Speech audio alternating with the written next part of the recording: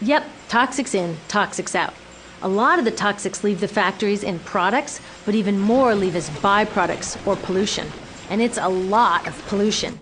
In the US, our industry admits to releasing over 4 billion pounds of toxic chemicals a year. And it's probably a lot more because that's only what they admit.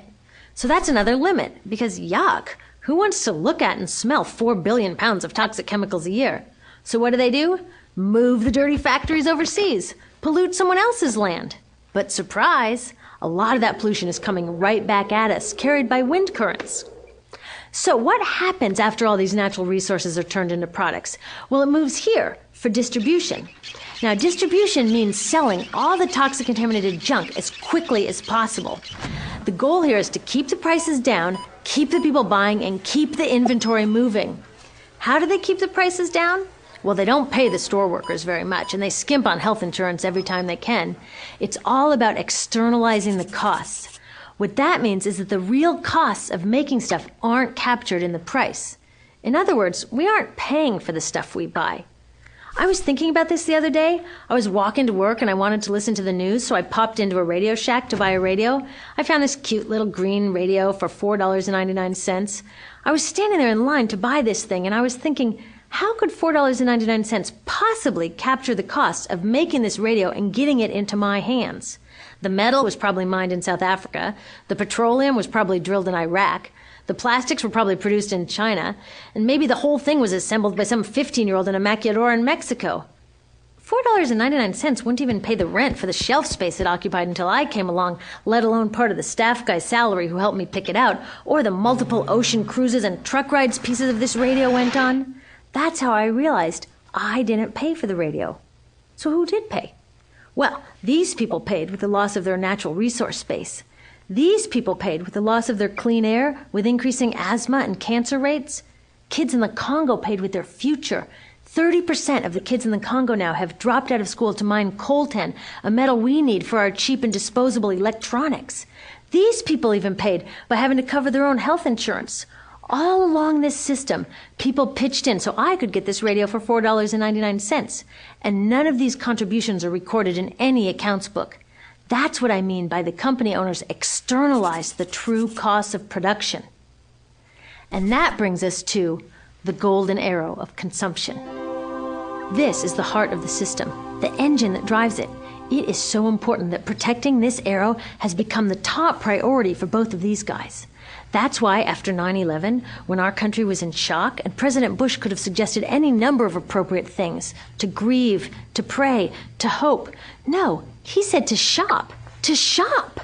We have become a nation of consumers. Our primary identity has become that of being consumers, not mothers, teachers, farmers, but consumers.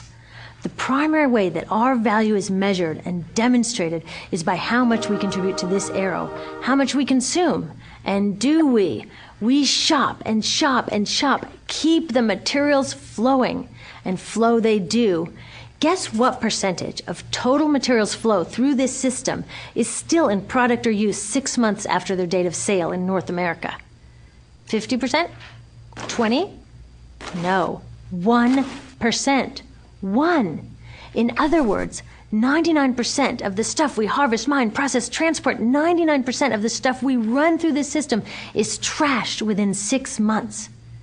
Now, how can we run a planet with that level of materials throughput? It wasn't always like this. The average U.S. person now consumes twice as much as they did 50 years ago. Ask your grandma. In her day, stewardship and resourcefulness and thrift were valued. So how did this happen? Well, it didn't just happen. It was designed. Shortly after World War II, these guys were figuring out how to ramp up the economy. Retailing analyst Victor Lebeau articulated the solution that's become the norm for the whole system. He said, our enormously productive economy demands that we make consumption our way of life, that we convert the buying and use of goods into rituals, that we seek our spiritual satisfaction, our ego satisfaction in consumption. We need things consumed, burned up, replaced, and discarded at an ever-accelerating rate. President Eisenhower's Council of Economic Advisors chairman said that the American economy's ultimate purpose is to produce more consumer goods. More consumer goods? Our ultimate purpose? Not provide health care or education or safe transportation or sustainability or justice? Consumer goods? How did they get us to jump on board this program so enthusiastically? Well, two of their most effective strategies are planned obsolescence and perceived obsolescence. Planned obsolescence is another word for designed for the dump. It means they actually make stuff to be useless as quickly as possible, so we'll chuck it and buy a new one. It's obvious with things like plastic bags and coffee cups, but now it's even big stuff. Mops, DVDs, cameras, barbecues even, everything. Even computers. Have you noticed that when you buy a computer now, the technology is changing so fast that in just a couple of years, it's actually an impediment to communication? I was curious about this, so I opened up a big desktop computer to see what was inside. And I found out that the piece that changes each year is just a tiny little piece in the corner. But you can't just change that one piece because each new version is a different shape. So you gotta chuck the whole thing and buy a new one. So I was reading industrial design journals from the 1950s when planned obsolescence was really catching on. These designers are so open about it. They actually discuss how fast can they make stuff break that still leaves the consumer having enough faith in the product to go out and buy another one. It was so intentional. But stuff cannot break fast enough to keep this arrow afloat. So there's also perceived obsolescence. Now, perceived obsolescence convinces us to throw away stuff that is still perfectly useful. How do they do that? Well, they change the way the stuff looks. So if you bought your stuff a couple of years ago, everyone can tell that you haven't contributed to this arrow recently. And since the way we demonstrate our value is contributing to this arrow, it can be embarrassing. Like, I've had the same fat white computer monitor on my desk for 5 years. My coworker just got a new computer. She has a flat, shiny, sleek monitor.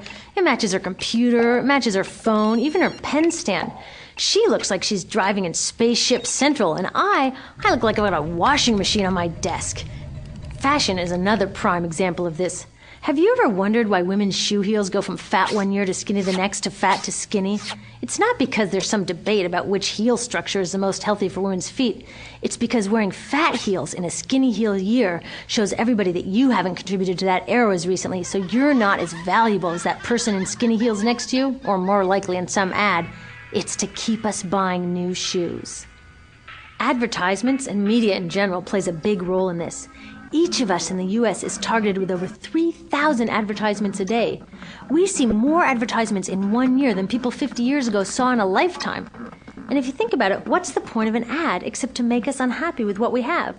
So 3,000 times a day, we're told our hair is wrong, our skin is wrong, our clothes are wrong, our furniture is wrong, our car is wrong. We are wrong, but it can all be made right if we just go shopping. Media also helps by hiding all of this and all of this. So the only part of the materials economy we see is the shopping. The extraction, production, and disposal all happens outside of our field of vision. So in the U.S., we have more stuff than ever before, but polls show that our national happiness is actually declining. Our national happiness peaked in the 1950s, the same time that this consumption mania exploded. Interesting coincidence. I think I know why. We have more stuff, but we have less time for the things that really make us happy. Friends, family, leisure time. We're working harder than ever. Some analysts say we have less leisure time than any time since feudal society. And do you know what the two main activities are that we do with the scant leisure time we have? Watch TV and shop.